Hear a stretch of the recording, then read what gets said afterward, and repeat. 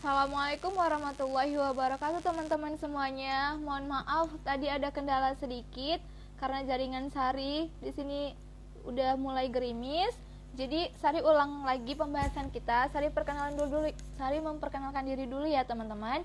Perkenalkan, nama saya Sari Kurniasi Mamora. Saya akan memandu jalannya diskusi kita. Sari merupakan mahasiswa pendidikan IPS Winsu, Divisi Kewirausahaan MBP. Nah, sebelumnya yang baru bergabung nih, Sari bakalan kenali CV pemateri kita dulu. Pemateri kita namanya Kak Anissa Kamilia Mardiana Sution, merupakan mahasiswa Universitas Sumatera Utara, Fakultas Ilmu Komputer dan Teknologi, jurusan Ilmu Komputer. Prestasi yang beliau raih, beliau merupakan mahasiswa berprestasi utama USU 2019, peserta latihan Mustahajid Dakwah Nasional 199 Salman ITB, peraih Silver Medal Advanced Innovation Competition 2019 di Nanyang Technology University Singapura. Nah, mungkin Kak Anissa udah gabung sama kita. Tanpa memperlama, kita ajak gabung Kak Anissa dulu ya teman-teman. Bentar ya, kita bakalan ajak gabung Kak Anissa. Teman-teman yang mau bertanya boleh ditulis di kolom komentar ya.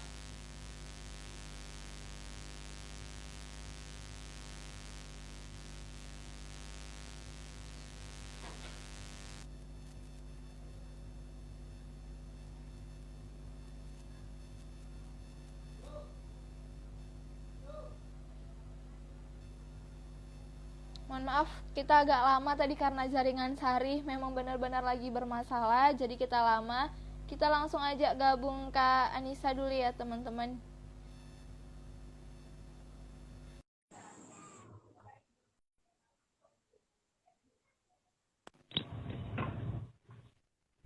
Assalamualaikum Kak Anissa.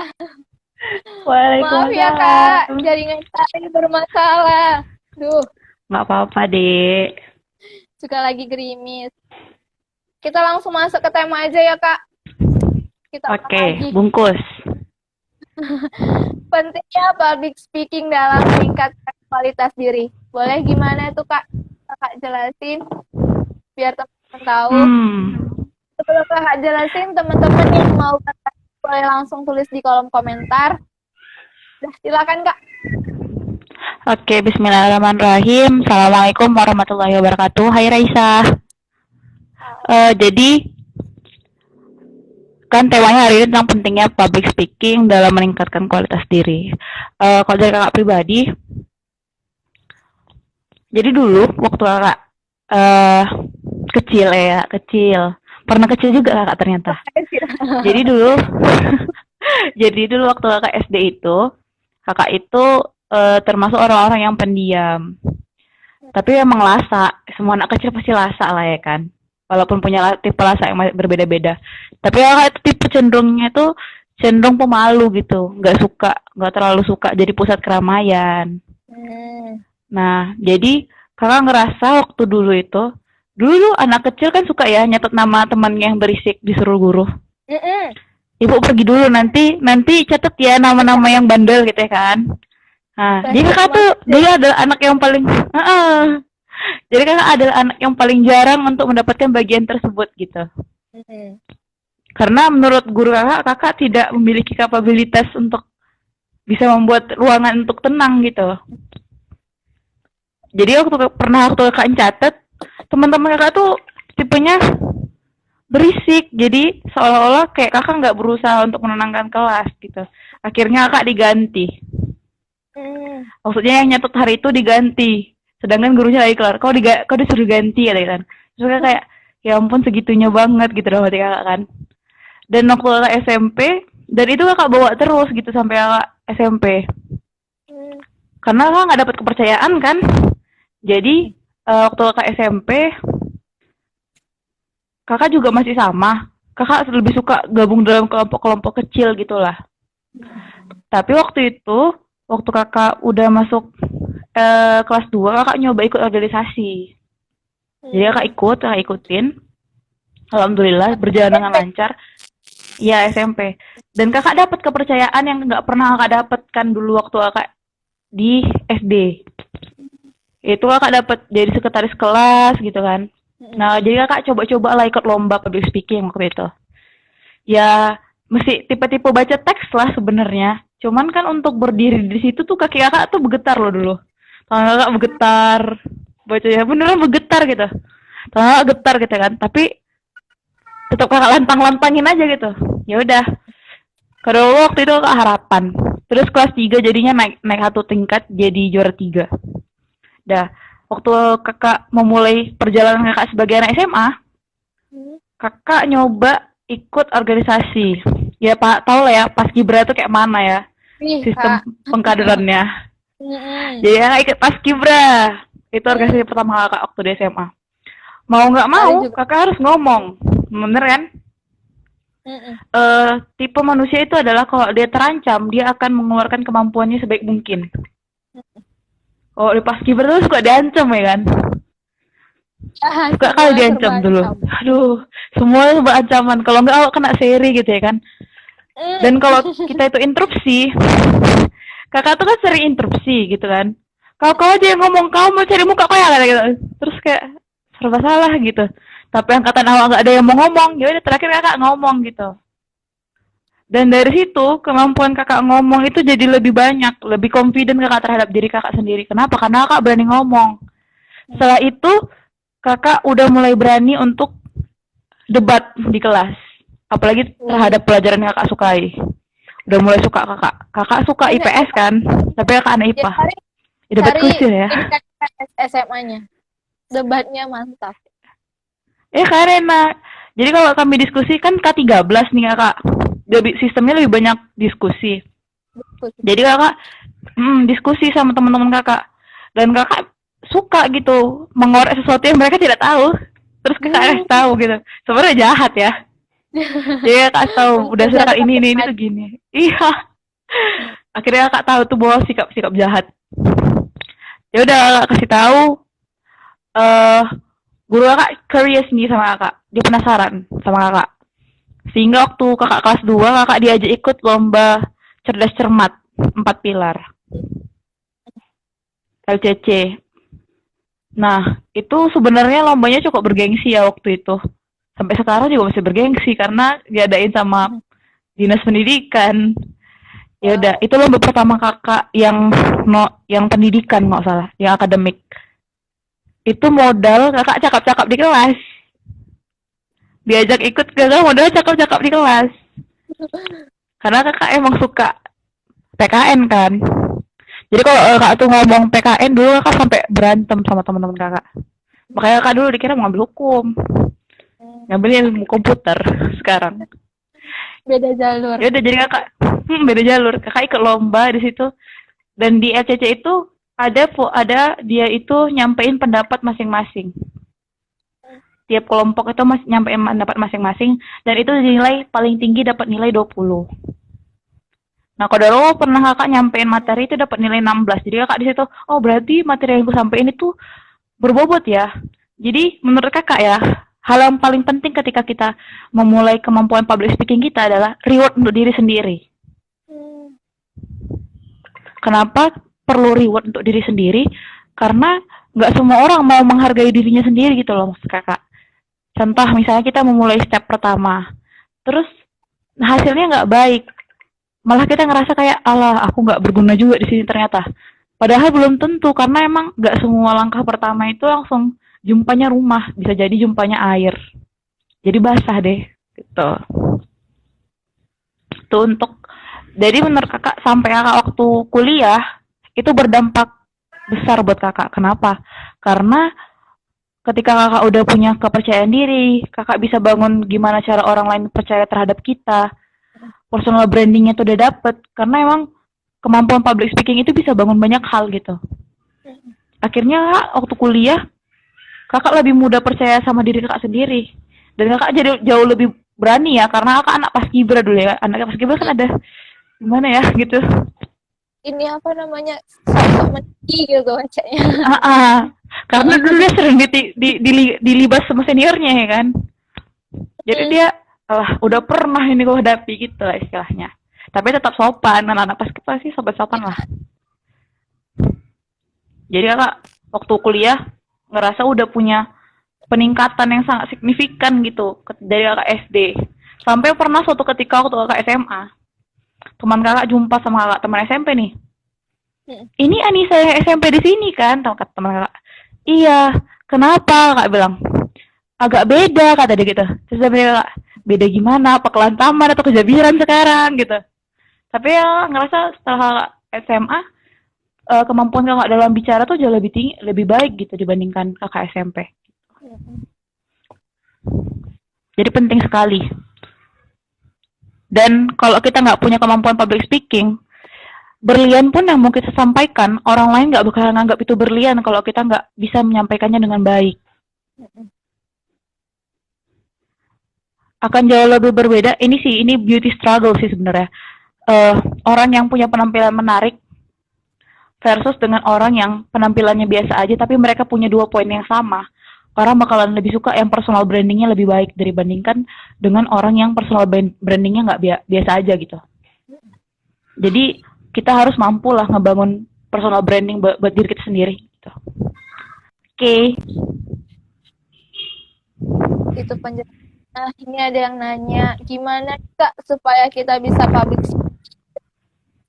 Wih, gimana Kak supaya kita bisa public speaking?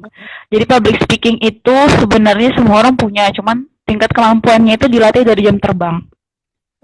Jadi kemampuannya itu dimulai dari hal-hal kecil aja dulu. Contohnya misalnya nih, kita ikut kelompok belajar, terus mengupayakan diri kita supaya bisa menyampaikan apa yang hari ini mau kita sampaikan. Contoh misalnya ditanya pendapat terhadap aspek yang terjadi dalam lingkungan sehari-hari hari ini gitu kan.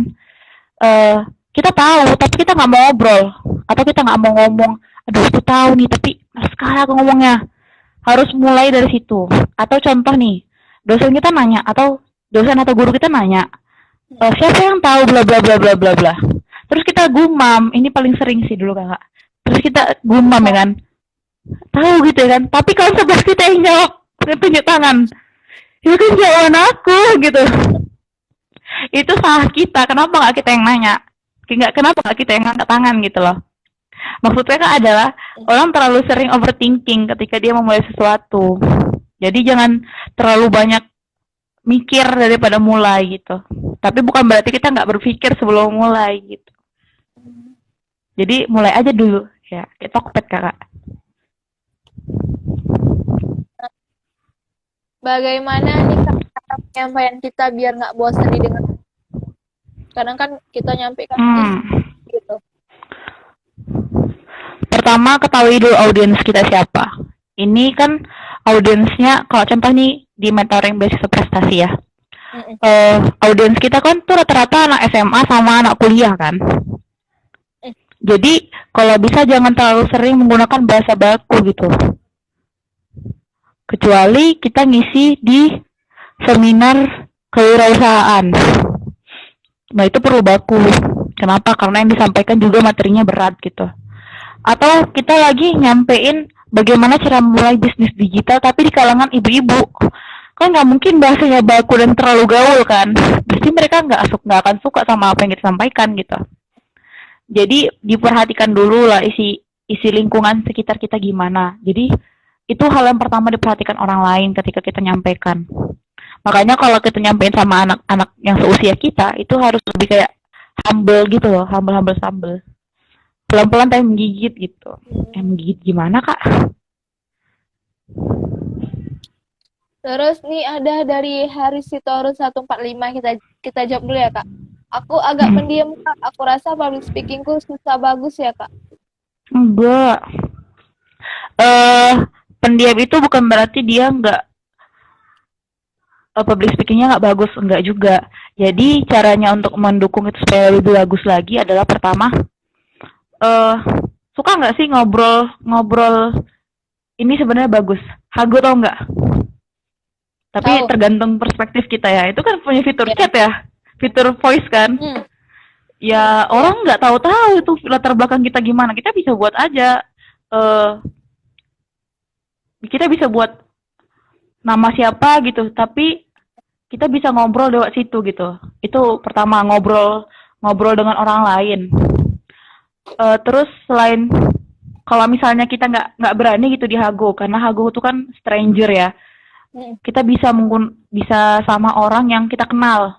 Tapi menurut kita kemampuan public speaking dia di atas kita. Nah, kita ngobrol sama dia. Kalau dari Iman Usman sendiri, beliau tuh belajar tahu Iman Usman lagi hits banget dia mah. Eh jadi kalau beliau itu dia bilang dia tuh belajar public speaking lama karena dia SMP itu punya pengalaman yang gak enak karena dilemparin pakai sampah. Bayangin itu parah banget gitu menurut Kak waktu Kak baca. Dia dilempar pakai sampah di depan mata dia waktu dia lagi ngobrol lagi ngomongin visi misi dia menjadi ketua OSIS gitu. Padahal secara kualitas si Iman Usman itu jauh lebih punya nilai dibandingkan teman-temannya waktu itu. Tapi karena dia nggak membangun personal branding yang baik, jadi dia nggak disukain gitu kan. Nah, saran kakak ngobrol, temuin punya mentor dulu sih, punya mentor, terus dicatat gitu apa-apa aja yang mau ditingkatkan, terus mulai bangun topiknya. Contoh tuh misalnya kita mau kita disuruh ada tugas tuh. Dulu sering kan ada kalau misalnya ada kelas bahasa Indonesia, kalau kakak dulu SMA ada tuh kelas bahasa Indonesia disuruh eh nyambung pantun. Oh, Itu parah banget sih sebenarnya. Nyambung pantun. Itu kan pertama butuh kemampuan kosakata yang baik, kedua harus punya nyali gitu kan. Kalau enggak akan selesai itu pantun kita. Jadi itu bisa dilatih juga dari situ. Walaupun misalnya nanti kita nggak selesai atau misalnya nggak biasa, setidaknya kita udah coba tes tes ini nih, tes suhu gitu. Tes suhu, oh ternyata maju di depan tuh gini gitu. Udah mulai udah mulai punya mentor, terus kita udah mulai berani ngobrol ke depan. Nah, terus perbanyak latihan gitu.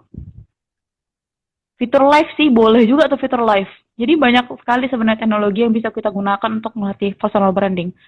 Nggak masalah ada yang nonton atau nggak ada yang nonton. Karena kakak juga sama kawan kakak suka kami nyanyi di live Facebook. Coba untuk apa nyanyi di live Facebook? Karena kami tahu nggak akan ada yang nonton gitu. nonton.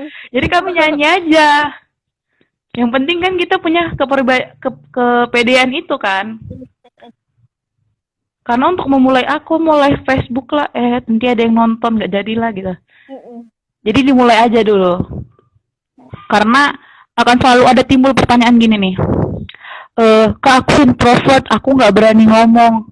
Sebenarnya introvert dan ekstrovert yang dimaksud itu bukan dari mereka yang suka nampil dan tidak suka nampil, tapi itu cenderung ke drive-nya, sifat yang dorong gitu. Jadi dalam otak itu kan, dia itu ada dua. Aduh tunggu ya, baca lupa nih. Jadi kalau dalam konsep Steven, kakak anak Steven, apaan sih? Jadi kakak ikut tes kepribadian. Steven. Oh. Kakak ada ikut tes kepribadian pakai Steven. Pakai ini dia fingerprint. Jadi kalau dibilang dari konsep Steven, lapisan otak itu ada lapisan otak bagian dalam warnanya putih sama warna putih itu untuk orang introvert. Terus yang warnanya abu-abu itu untuk orang yang ekstrovert. Nah, jadi introvert sama ekstrovert ini punya kemampuan dalam drive atau pengendalian gitulah. Kalau istilahnya ekstrovert ini, dia itu lebih mudah dipengaruhi oleh orang lain. Iya, makanya kayak gampang kebawa arus gitu sih sebenarnya. Kalau anak introvert ini, dia itu cuman untuk dirinya sendiri. Maksudnya, dia tuh sulit dipengaruhi gitu loh. Kalau dia tidak mau berubah dari dirinya sendiri, ya dia nggak bakalan berubah. Aduh, ada teman dekat saya nih. Hai Moja! Jadi kan kalau misalnya anak-anak introvert ini kalau menurut dia itu nggak bakalan bisa berubah dari diri sendiri, dia nggak bakalan berubah. Contoh nih, kakak tipe orang yang kalau ikut seminar itu gitu pulang semangatnya menggebu-gebu. Maksudnya aku harus ini. Misalnya kakak ikut seminar menjadi mahasiswa yang cerdas, kreatif gitu-gitu lah kan. Kakak disuruh buat life plan, kakak buat itu. Bla bla bla, ya aku harus buat gini, harus buat gini. Tapi kalau misalnya anak introvert, kalau menurut mereka, alah useless ini, nggak usah dibuat. Jadi mereka itu jauh cenderung lebih kayak dia bakal berubah kalau dirinya sendiri mau berubah gitu. Jadi kalau misalnya anak ekstrovert itu cenderung ikut lingkungan sih. Bukan berarti bukan si anak ekstrovert ini suka di dalam lingkungan yang ramai, enggak. Jadi kalau dalam Steven itu ada anak sensing siapa ya TI? Oh, tahu Gita Saf nggak? Siapa Kak? Gita. Gita Saf. Tahu kan? Tahu. Nah itu kalau nggak salah thinking introvert. Maksudnya orang-orang yang suka berpikir gitu-gitu lah dia. Dia tipenya gitu. Kita kalau lihat Gita, tipenya itu kan orang extrovert ya, karena dia suka berdiskusi dengan banyak orang gitu kan. Apalagi dia juga salah satu brand ambasadornya Ruang Guru gitu. Otomatis kemampuan public speaking-nya juga baik gitu kan.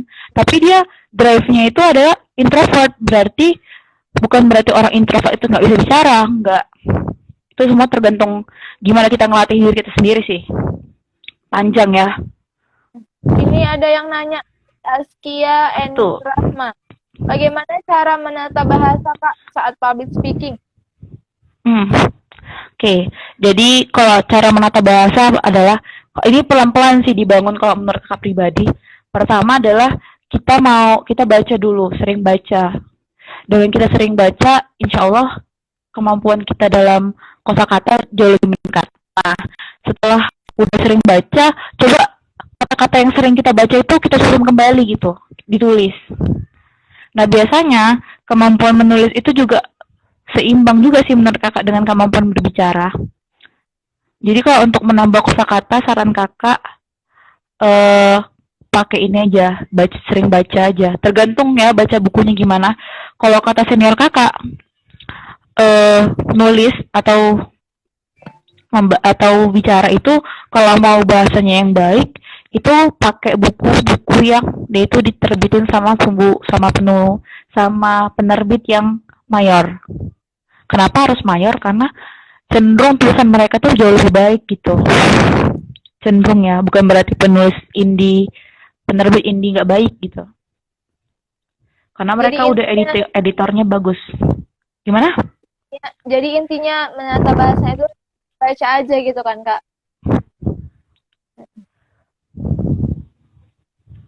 Ini Kak, ada juga, kita kan misalnya mau menyampaikan pesan kepada orang gitu kan. Bagaimana sih cara menyampaikan pesan kita biar sampai di hatinya gitu? Tadi barusan aja Kak baca tulisan. Itu tulisan yang gimana ya kalimat baiknya? Menulis aja gitu. Ini tentang menulis ya. Menulis aja apa yang kita tuliskan itu kalau dari hati pasti sampai ke hati. Sama kayak bicara. Jadi apa yang hari ini kita sampaikan, mau itu tulisan, mau itu bacaan, mau itu lisan, apa yang kalau misalnya disampaikan dengan hati cenderungnya bakal masuk ke dalam hati. Nah, adapun gimana caranya supaya lebih banyak hati-hati yang menerima itu adalah kemampuan kita untuk mengemas apa yang hari ini kita buat. Belum tentu kakak yang hari ini ngobrol sama kalian jauh lebih mudah hatinya masuk. Belum tentu, tergantung sebenarnya. Karena ada banyak orang, termasuk orang sendiri juga sih kadang, itu lebih suka melihat siapa yang berbicara dibandingkan apa yang dia bawakan. Sama. Makanya jangan terjebak dalam figuritas. Figuritas itu nggak baik gitu. Karena kalau kita udah terjebak sama figuritas, apapun yang dia sampaikan, kita bakalan cenderung, oh ini pasti benar. Kita kehilangan kemampuan kita untuk tabayun gitu. Jadi saran kakak, lihat apa yang disampaikan, bukan siapa yang menyampaikan. Karena kalau nanti ternyata yang menjadi figur kita itu adalah orang yang tidak baik, kita merasa kayak sakit hati kan. Kok bisa aku suka sama dia gitu. Padahal sebenarnya dia nggak minta untuk diikutin gitu. Tapi kita aja yang ngikutin gitu. Oke. Kak, ini sering terjadi nih Kak. Kita kan misalnya mau ngomong di depan umum gitu kan. Kita udah merasakan tapi mungkin. Nah, begitu kita berbicara berantakan gitu Kak. Itu gimana sih Kak? Kakak pernah tuh. Kebetulan presentasi esai. Itu pertama kali kakak lomba sendirian. Bahkan kakak nyebut angka ya Allah nggak selesai. Itu lucu sekali. Kakak nyebut angka 7 juta berapa ratus ribu gitu lah. Kakak kebalik-balik deh, ya ampun. Bayangkan itu lagi lomba esai. Dan kakak berharap kakak menang dari situ loh waktu itu. Sampai kakak blank. Kakak terdiam waktu itu kan. Terdiam. Dibantu juri kakak ngomong angkanya. Ya ampun. Tuh, malu kali kakak aku tuh. Kakak diem. Kayak nafas. 7.598.300. Kakak cuman angka kayak gitu doang loh, kakak lupa gitu. Jadi itu sebenarnya karena kita udah terlanjur overthinking. Sebenarnya kita udah berusaha untuk mendenying itu sih. Udah mencoba untuk menolak. Adalah nanti aku di depan bakalan bisa kok gitu. Udah latihan. Tapi ketika udah nyampe depan, ini emang respon psikologi kita sendiri yang kayak gitu. Terkejut kita.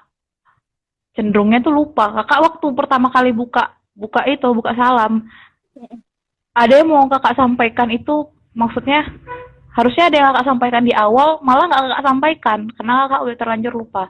Ya itu karena respon diri kita sendiri, diri pribadi. Jadi saran kakak perbanyak latihan. Kenapa waktu itu kakak kayak gitu? Karena kakak latihannya kurang dari 5 kali kalau nggak salah. Nyiapin PPT-nya pagi. Mantul kan? Jadi hasilnya nggak bagus. Lombanya pagi jam berapa tuh ya? Kakak nyiapin jam 5, kakak lombanya jam 8. Wow.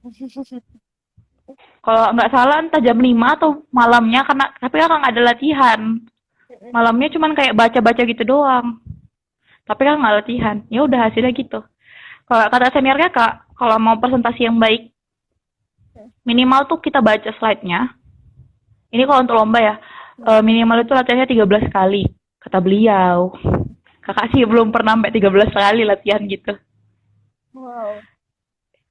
Tapi kakak latihan paling banyak tuh sampai 7, itu udah banyak kali tuh menurut kakak. 7 tuh kakak ada banyak kali. Sampai benar-benar lancar kok menurut kakak. Kenapa? Itu udah hafal? Langsung? Enggak, kakak tipe yang nggak ngafal sih. Kakak baca gitu. Tangan jadi dingin kak. Ini ada Abigail bilang tangan jadi dingin. Ini sekarang kakak ngomong kaki kakak dingin. Iya itu emang respon diri deh. Hai boy, ada mapras hukum.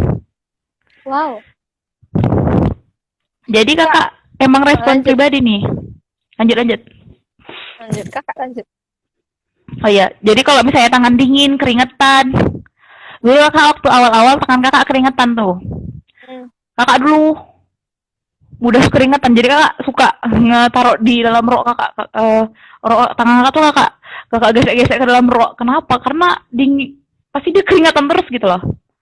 Tapi karena udah terbiasa, jadi biasa aja gitu. Tapi kalau untuk kaki dingin, kakak belum pernah berubah sampai sekarang. Masih dingin juga kaki kakak. Apalagi kalau kakak debat. Kakak kalau debat tuh tangan kakak dingin. Wow. Atau kalau kakak lagi nyampein, ini lagi berantem nih, situasi rapat. Dan kakak pengen kali nyampein itu, tangan kakak tuh dingin kali pasti. Jadi itu emang respon pribadi, nggak apa-apa, nggak masalah. Kan nggak ada yang tahu, orang di depan kita nggak ada yang tahu kita tuh lagi berusaha membangun psikologis yang baik gitu loh. Kalau nggak kita tunjukin, contohnya kayak orang getar. Kalau tangan kita getar tapi kita ngomongnya biasa aja, atau misalnya ini, tangan kakak sebenarnya getar tuh, gini-gini. Tapi kakak ngomong santai aja, wajah kakak santai aja gitu. Orang nggak bakalan tahu tangan kakak getar. Sama kayak kaki kita dingin. Walaupun sedingin apapun, tapi wajah kita baik-baik aja. Orang nggak akan tahu kita tuh kakinya kedinginan gitu. Ya kan? Kak, ini masalah yang paling sering terjadi gitu kan, Kak. Ketika kita coba berbicara di depan umum, nah kita bakalan diejek sama teman-teman nih. Kayak mana sih cara menghilangkan rasa takut diejek teman-teman? Kalau kakak rasain waktu SD itu kan? Sebenarnya itu lingkungan toksik sekali itu. Kalau saran kakak, ini kalau kawan deket ya, dibilangin aku mau berubah, jadi harus ada bantuan dari diri kalian. Kalau tipe kawan kita bukan yang kayak gitu, dianggap angin lalu aja sih. Cuman emang agak sulit ya sama angin lalu teman-teman dekat. Karena pasti dibilang, alah kau sok kali kau katanya. Jadi kalau saran kakak nih, pertama kita bangun mindset yang baik dulu. Kenapa kita pengen berubah gitu? Kenapa menurut kita public speaking itu penting gitu? Udah nemuin yang tepat. Kalau menurut kakak dalam mindset kakak ada hal yang mindset kakak dengan mindset Sari itu pasti berbeda dan orang lain butuh banyak perspektif untuk mengetahui untuk membangun mindset kita sendiri. Kita butuh banyak perspektif gitu loh sebenarnya. Untuk bangun diri kakak yang sekarang, kakak harus membaca berapa banyak orang, kakak harus menemui beberapa banyak orang supaya aku harus punya prinsip seperti ini gitu. Jadi setiap orang berhak untuk mengeluarkan pendapatnya. Dan ada yang belum tentu apa yang hari ini kakak sampaikan itu bakal disampaikan orang lain gitu. Keraguan yang hari ini ada dalam diri kakak belum tentu itu jadi keraguan buat orang lain, tapi bisa jadi itu keraguan orang-orang yang banyak tapi mereka nggak berani untuk ngomong. Jadi kalau menurut kakak dibangun dulu mindset yang itu, terus kalau misalnya mereka memang tidak mendukung nggak apa-apa, nggak masalah. Tapi kita harus menemukan teman seperjuangan. Kenapa? Karena itu penting. Kalau kakak bilang temukan mentor.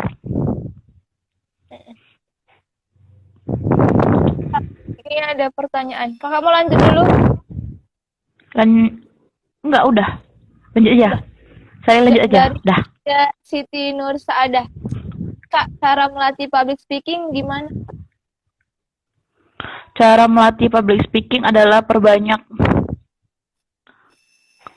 Sebenarnya ini jawaban template ya. Pasti kalian kalau nyari di internet pasti juga nemu ini gitu. Itu bilang public speaking itu adalah bicara jam terbang. Jam terbangnya ini nggak harus nampil di depan umum loh. Kalian nampil dalam kelompok aja. Maksudnya diskusi kelompok aja dan kalian berani untuk mengungkapkan apa yang ada dalam pikiran kita, itu termasuk dalam kemampuan public speaking. Jadi public speaking itu adalah kemampuan kita mendeliver apa yang ada dalam diri kita, kemampuan kita untuk memberikan apa yang ada dalam diri kita. Misalnya menurut kita jawaban dia salah gitu, jangan langsung kita bilang salah jawabanmu, nggak kayak gitu. Kalau menurut aku itu orang langsung bakalan ini anak kenapa lah dia jawab kayak gitu. Kenapa? Karena orang nggak suka dibilang salah. Nah, jadi kalau untuk kemampuan berbicara dalam umum, kita harus ngambil hati orang supaya dia mau mendengarkan kita. Ini teknik mempengaruhi pemikiran orang nih. Jadi kita sampaikan, iya bagus sih sebenarnya, bagus kok pendapatnya, tapi kalau menurutku berdasarkan ini, itu harus kayak gini. Biarkan aja mereka yang memilih mana yang baik gitu kan. Jangan kita mempengaruhi pemikiran orang lain dengan mengatakan itu salah gitu. Jadi tampil dalam kelompok kecil, kita pertama. Terus berani ngomong di kelas, tapi ini emang agak resiko sih kalau kuliah ya. Apalagi dosennya killer. Jadi harus pilih di tempat kalau menurut kakak. Kalau ada kesempatan untuk bertanya dan diskusi, apalagi dosennya open minded, sangat disarankan untuk bertanya gitu. Itu ruang-ruang lingkup kecil aja dulu gitu. Maksudnya kakak jangan langsung cek suhu di dalam tempat aku ikut lomba public speaking gitu. Kalau berani nggak apa-apa, silahkan. Senior kakak ada itu, dia dulu nggak berani ngomong, tapi dia langsung ikut lomba stand up comedy. Muntah-muntah dia kalau nggak salah. Jadi respon pribadi itu terhadap bicara di depan umum itu beda-beda. Ada orang yang dia mual. Ada orang yang dia tuh keringat dingin. Ada orang yang dia bergetar tangannya dan kakinya. Jadi setiap orang punya struggle yang berbeda-beda. Bukan cuma kita sendiri aja kok yang ngerasain itu, semua orang pun juga pernah ngerasain hal tersebut gitu. Nah, ini ada dari Domani. Kan Kak, biasanya kita sudah menghafal, tapi ketika di depan kita lupa semua gitu kan. Gimana sih Kak membangun PD-nya gitu? Pasti itu nggak pede jadi lupa semua. Kakak dulu pernah tuh nyampain visi misi itu kan harus inget ya. Visi misi itu kan hafalan kan. Jadi waktu itu kakak nyoba jadi sekretaris OSIS gitu kan. Harus nyampein visi dan misi. Mm, Sejujurnya kakak blank waktu itu kan. mm. Kakak blank. Terus kakak nggak tahu mau ngomong apa. Dan blanknya itu di tengah-tengah. Wih, udah mau Mau siap. berhenti. Udah mau berhenti salah. Masih nomor 2. Mau lanjut juga nggak inget apa-apa gitu kan. Kan nggak mungkin kata yang missing, yang kata yang hilang kita lanjut dengan poin baru. Kan ketahuan ya kan. Jadi kakak diem. Tarik nafas tuh nggak penting.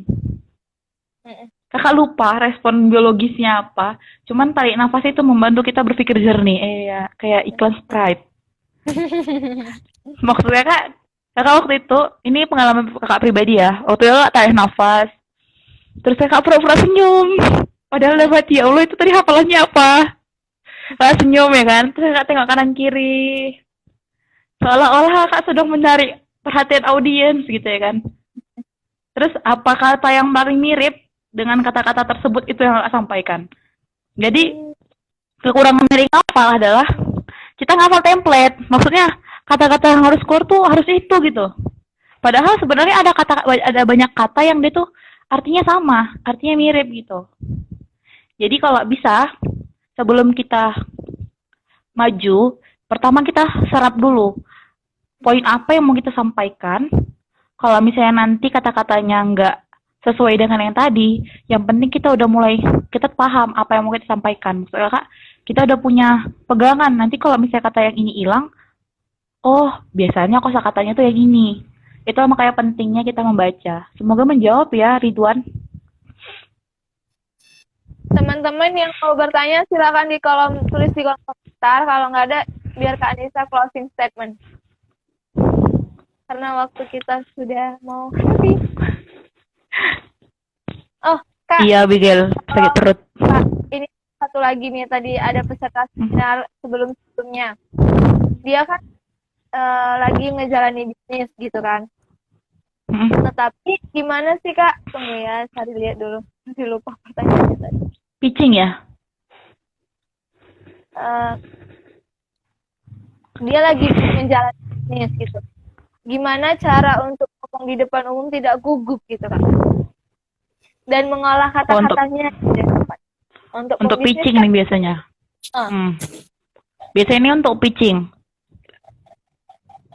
Jadi untuk nge-deliver untuk biasanya untuk nyari investor sih biasanya. Nah, ini yang paling penting adalah dia sebagai inisiator dari bisnisnya harus tahu bisnis kanvasnya dulu. Bisnis kanvasnya dulu tuh gimana, kenapa dia harus ada. Nah, setelah dia udah tahu bisnis kanvasnya itu gimana, umumnya yang bakalan disampaikan itu adalah meliputi dari apa yang ada dalam bisnis kanvas. Contoh misalnya, yang paling umum itu disampaikan itu adalah introducing dulu kan, perkenalan bisnis kita apa, targetnya apa, sasarannya gimana, terus kira-kira keuntungan yang akan didapatkan itu seperti apa. Jadi yang pertama itu susun bisnis kanvasnya, buat dulu semua key-nya, udah dapet, itu tinggal disampaikan aja gitu. Kenapa Kak bilang semudah itu? Karena yang ngejalanin itu dia gitu. Pasti otomatis dia paham kan apa yang bakalan terjadi, dan itu udah dilaluin dia. Jadi udah tercatat dalam memorinya. Nah, sekarang adalah gimana supaya kosakatanya itu terdengar lebih baik gitu. Karena tergantung tempat pitching juga. Kadang mereka ada yang membutuhkan penyampaian menggunakan bahasa baku. Nah, itu tinggal kita susun dulu. Kalau kakak pribadi, kakak susun dulu kalimatnya. Kalau kakak susun ya kalimatnya. Karena kakak emang tipe nulis gitu. Kakak tulis di kertas, ini nanti gini.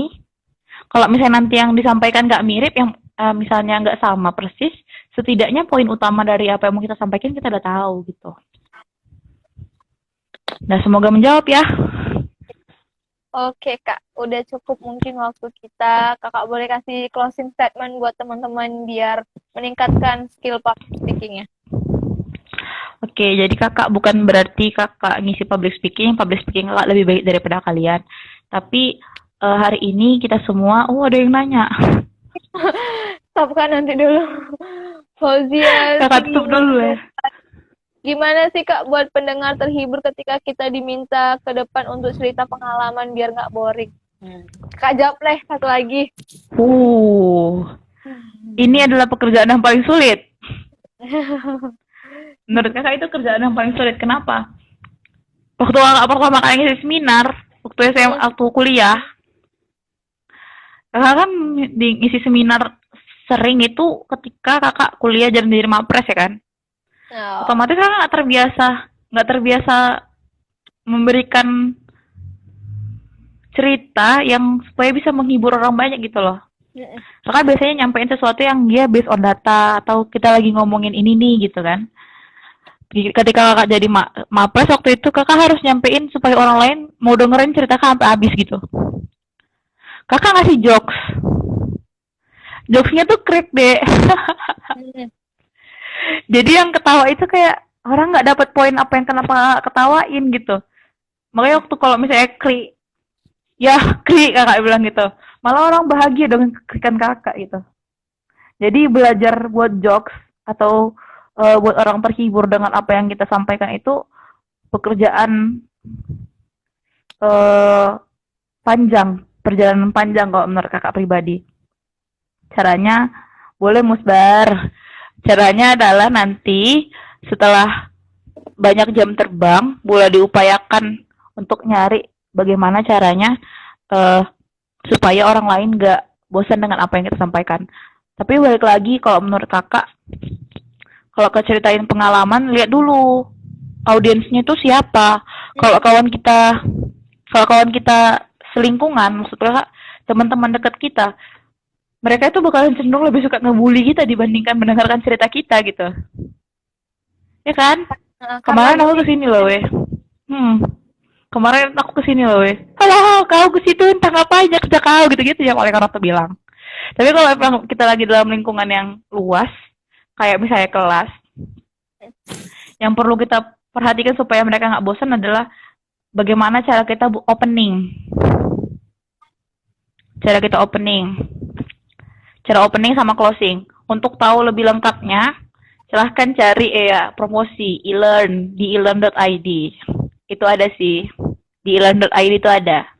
Karena mereka menyampaikan jauh lebih baik dibandingkan kakak. Tak ada satu buka aja lagi elearn.id. Masuk dari WA Sari. Apa tuh? Bagaimana mengukur tingkat kualitas public speaking yang kita miliki? Ngeri.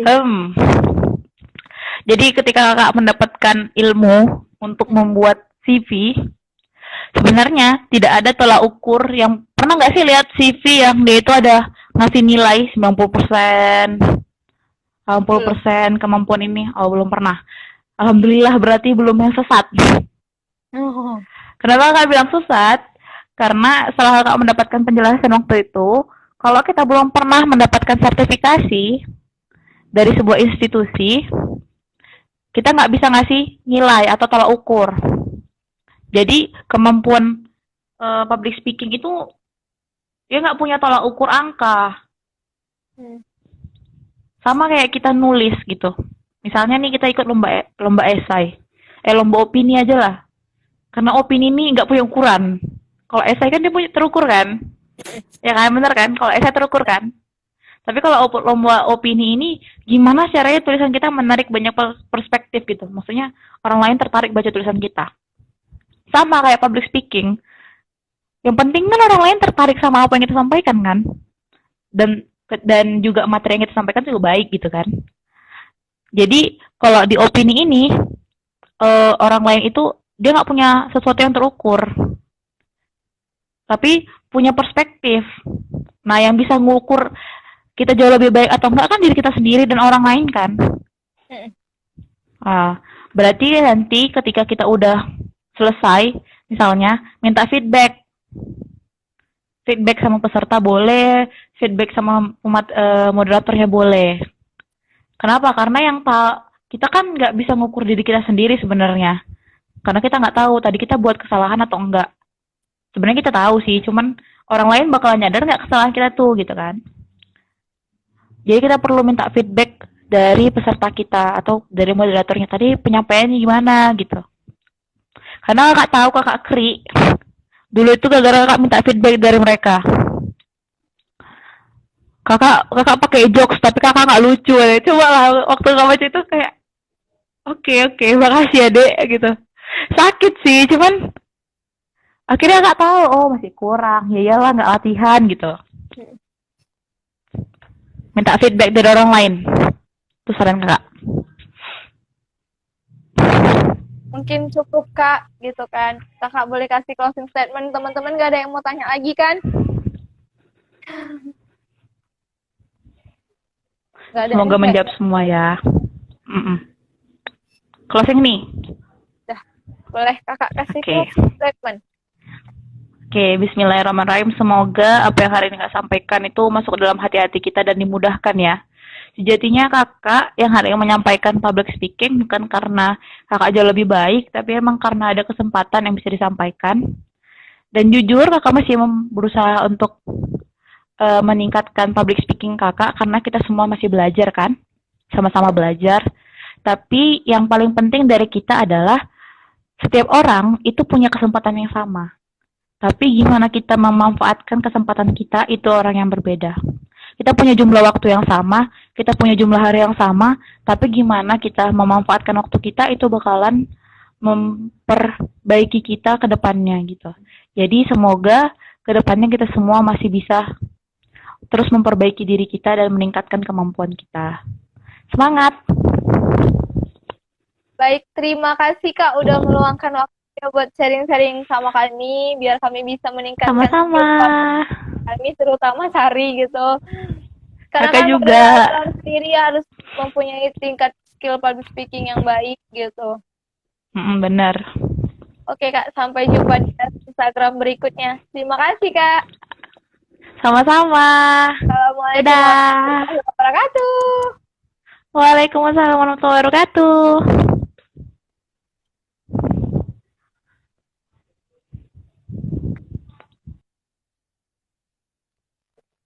Terima kasih teman-teman yang udah nonton. Semoga apa yang disampaikan Kak Anissa tadi bermanfaat untuk kita semua. Apalagi public speaking itu sangat penting sekali untuk diri kita.